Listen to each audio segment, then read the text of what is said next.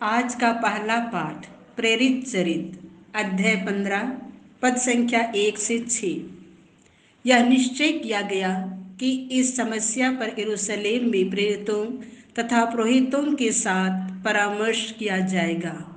कुछ लोग यहूदिया से अंताकिया आए और भाइयों को यह शिक्षा देने लगे कि यदि मूसा से चली आई हुई प्रथा के अनुसार आप लोगों का खतना नहीं होगा तो आपको मुक्ति नहीं मिलेगी।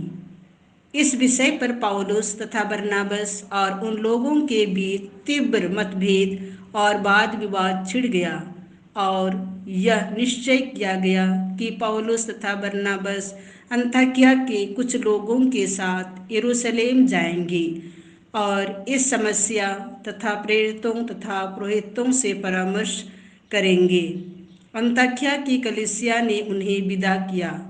वे फेनिसिया तथा समारिया होकर यात्रा करते हुए वहाँ के सब भाइयों को गैर यहूदियों के धर्म परिवर्तन के विषय में बताकर बहुत आनंदित कर देते थे।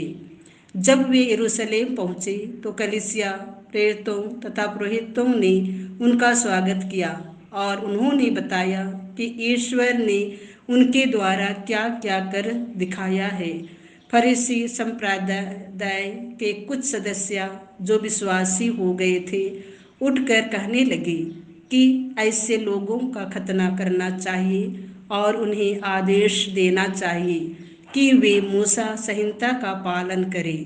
प्रेरित और पुरोहित इस समस्या पर विचार करने के लिए एकत्र हुए।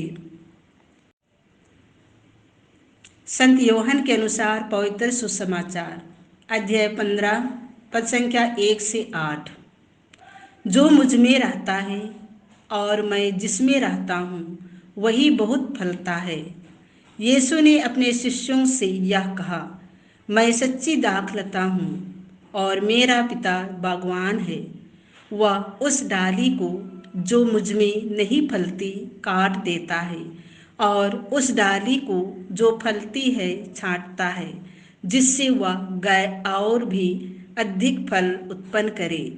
मैंने तुम लोगों को जो शिक्षा दी है उसके कारण तुम शुद्ध हो गए हो।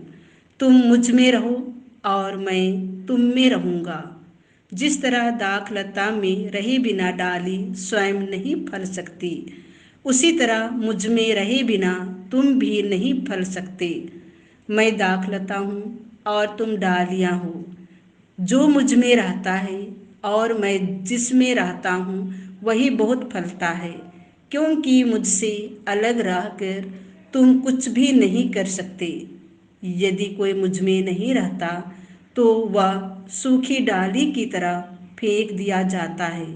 लोग ऐसी डालियाँ बटोर लेते हैं और आग में झोंक कर जला देते हैं। यदि तुम मुझ में रहो और तुम में मेरी शिक्षा बनी रहे तो तुम जो चाहो मांगो वह तुम्हें दिया जाएगा। मेरे पिता की महिमा इससे प्रकट होगी कि तुम लोग बहुत फल उत्पन्न करो और मेरे शिष्य बने रहो।